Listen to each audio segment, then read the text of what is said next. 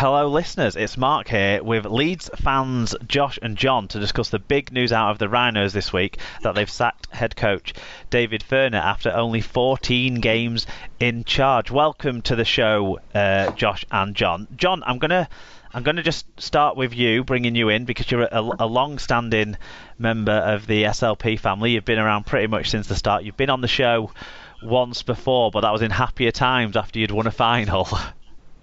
Thanks for reminding me about that, yes. Happier times indeed. And Josh, you've probably been the most consistent Rhinos contributor to fan reviews this season so far, so great to have you on as well. Thank you very much. Nice to get involved. That's why I love rugby league, so I get involved in any way that I can. Excellent. Right, so the news, obviously, that we all know at this stage, 2 days after the event, is that Furner has left Leeds after just 14 games in charge, with the Rhinos sat 10th in Super League, just 2 points above bottom side London, who Leeds lost to earlier in the season as well. Leeds have only won 4 of their 14 games under Furner's stewardship.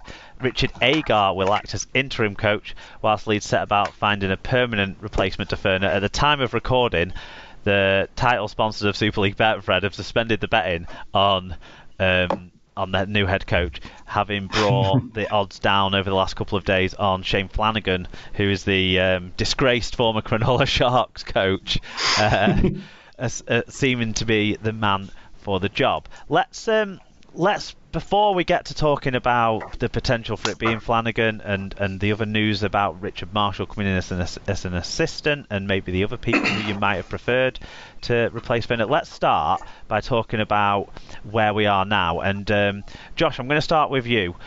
Do you think from what you've seen this season it was the right time to make the move, or was Furner maybe not given enough time? So, from all the games I've seen, even though my reviews may have been very negative on the actual games themselves and the way that they've sort of gone on and maybe the play and things like that, I genuinely think it's the wrong time to sort of sack Furner.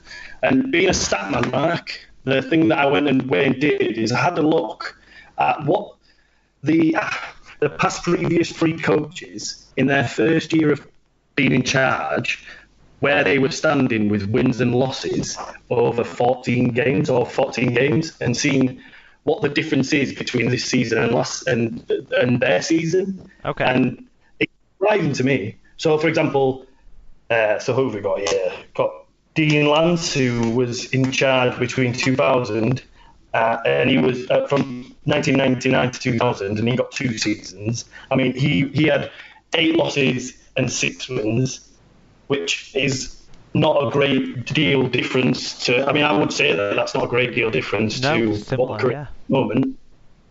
And we finished 4th that season. You won the Challenge Cup. Exactly. Yeah. So then the next one after that, Darryl Powell, who was between 2001 and 2002, so he got a full season. He was 4 losses and 10 wins, so he was a lot better average. He still got sacked, but we still finished 4th that season. And then finally, one that was more surprising. I mean, after that, there was Tony Smith, and I mean, he smashed the park for the first 14 games. I mean, he only had 1 loss in 14 games, and, you know, we had great history with Smith. Then the main one that sort of stands out for me is Brian McDermott. In his first season, he was 7 for 7, so only 3 games more won, with a much better side. I mean, the changes that we've had over this season have been ridiculous, and he was given 7.5 seasons. So I just think if you're looking at it from that perspective, you can't even say, oh well, you know, we've had these bad losses and had, you know, and we're meant to be going. Inherited a already champion side from McLennan and from Smith. Exactly.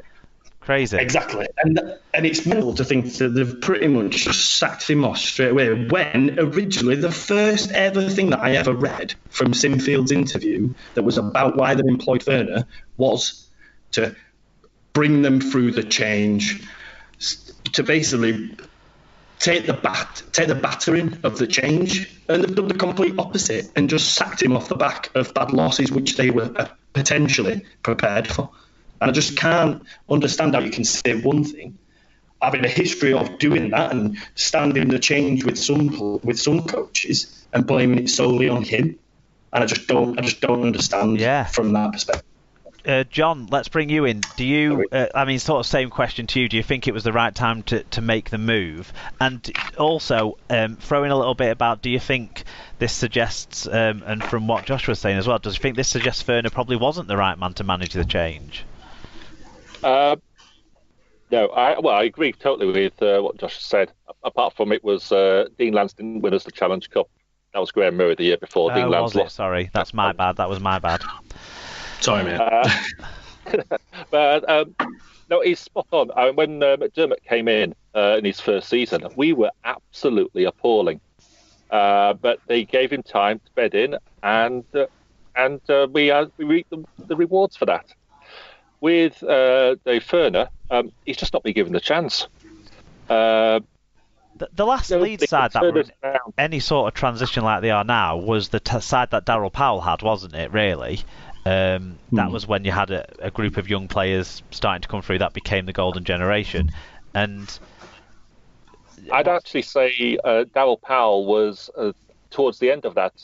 This situation we're in now is more like we were with Dean Lance, right? With loads of raw talent in there, but no real direction. And it would take time bedding them in and having the youngsters break into their first team. And just sacking somebody after, what was it? No, I've lost. How many games now? Is it 14 games now? Yeah. It's expecting miracles when we were in the middle eights last year, and expecting us not to be in a similar position this time is just ridiculous. Having said that, it's been interesting listening to some of Sinfield's comments in interviews, and makes me wonder if perhaps they weren't looking at just the results. Okay. He's making some comments about having to change the direction of the club, and I was wondering if the directions and the ways they were thought about achieving the results were different between Furner and Sinfield and Hetherington. So there was maybe a philosophical difference that didn't come out in the interview process, but has turned out to be... That's what it sounds like it might be. Or, of course, that might just be an excuse. Yeah, I suppose that brings me through very neatly then, because you both agree that probably Furner hasn't been given enough time, but maybe are there still bigger problems at Leeds then beyond who the head coach is, John? It all depends what you mean problems. We are in the... Well, we've had a fantastic run of success for over a decade. We can't maintain that. Well, you can't maintain that level of success indefinitely. We're now in a downward dip, and it will take time for us to build up. That's just natural. That's how sport goes. It's happened to all the big clubs. In fact, the team which I think have managed it the best have been St Helens, who spend a shorter time in the troughs than the other teams. Well, it depends what you think the troughs are. If the troughs are losing grand finals all the time or semi-finals, then yeah, they're not. They've been in the troughs, but most of us would see that as success, would we not? I agree. I was viewing getting to the finals being a success. Whether they win them or not, that's just a bonus. Yeah. But they've spent times in the troughs. They've only really had the time with Kieran Cunningham, as when they were really at their sort of depths of despair.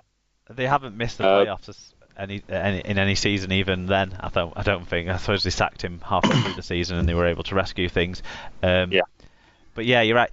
So what I mean by bigger problems then is the idea that potentially players were brought in that the coach maybe didn't want. Players weren't moved on that the coach maybe wanted to be moved on, or that the coach was decided on after some significant signings were made. Do you think there's anything in there what might mean this disconnect between Sinfield and Hetherington and the coach? Definitely, I think so. I think to say that something I heard a couple of days ago was that he originally, when he turned up, when he eventually got and he came into his first sort of pre-season training, he was asking questions of where certain players were and wasn't made aware of that certain players had been let go, such as like Garbutt and Mullally. And then he's sort of then like, well, this is the team that I thought I was going to have to rebuild. I'm actually now having to deal with a completely different set of affairs that I thought I was going to have to set up. I mean, it's always going to be difficult for a coach to come in and rebuild a team, especially when he's been out of the country as an assistant coach somewhere. But when you think you're getting something that you're not, how are you meant to prepare yourself for that in the ongoing future? Yeah, that is a very good point, and I've heard the same things, particularly around Mitch Garbutt. He was expecting to be there, and Garbutt was probably sold in between Furner being appointed and Furner arriving in the country as well. Yeah. And I think is it Tui? It was in Tui that he wasn't a big fan of as well. I mean, I'm not 100% sure. Lola here was signed before McDermott was sacked. No, probably after McDermott was sacked, but certainly before Furner was appointed. Yeah. And I'm sure, and I've from what I've witnessed of him being played and not played and positions being moved around, my opinion of him is that he's not his world's biggest fan. But I just think, like you're saying, I think him, Kevin, and Garrett are all sort of wanting to go down completely different avenues. Now, the only other thing for me, including Gary and Kevin and Furner themselves, I think the other problem that we've had, and we've discussed this before, with regards like the fitness of the team and things like that. Yeah. I think there was a big issue with. Do you know when they changed from 8 to 6 interchanges? The change from 8 to 6. 10 to 8. Yeah. 10 to 8. Sorry, 10 to 8. I think there was a big thing about stripping down players to make them a lot more lighter, so that they had more fitness in them. And I think it's messed with a lot of the players and a lot of the way that they sort of their fitness levels are. Me and my dad are always discussing a game. For example, Singleton is a specific, just because he's the one that we sort of notice it the most. He seems to have lost a ridiculous amount of weight. But since that, he seems to be less fit and seems to be less able to play longer minutes, which is what they wanted to get out of them. But who's the one that's telling the sort of like strength and conditioning teams that that's the direction they want to go in? And there's Furner saying, no, we need to be getting bigger players in. And I feel like there's so many people, too many cooks. Whatever the... Too many chiefs, not enough Indians. Yeah. There we go. I think there's too many different things going on. You definitely touch on there that there are other things to worry about. Now, I'm sure there's lots of Leeds fans out there as well, like you, John, as well, who think what's there really to be worried about, and those in glass houses like me as a Wigan fan shouldn't necessarily be throwing stones as we're in a similar-ish position to you guys are. But there's questions to be answered there, and the new coach, whoever that might be, they have to come in with the same understanding and vision and time, you would think, to put that into place as the board have. We've got SLP is all about the views of lots of fans. So whilst it's great that we've got you two on, I want you to chip in whilst I run through some of the other fan views that we've had on this news story this week.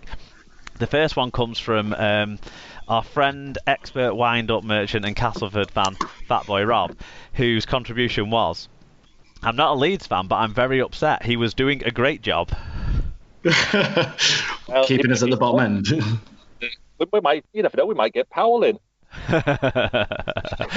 Rob will be very happy then, because when Powell left us before, we went on 10 years of success. So. Yeah, exactly. I'm sure.